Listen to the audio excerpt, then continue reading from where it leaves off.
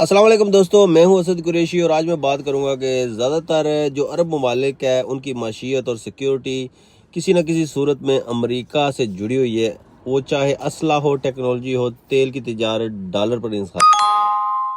ماضی میں جب بھی کسی ملک نے امریکہ کو براہ راست چیلنج کیا، جیسا کہ عراق، لیبیا، ایران، تو اس کے نتائج بڑے سخت نکلے۔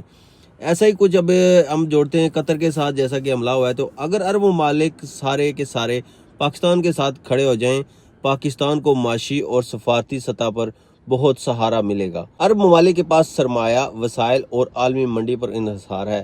پاکستان کے پاس نیوکلیئر طاقت، دفاعی صلاحیت اور بڑی فوج ہے۔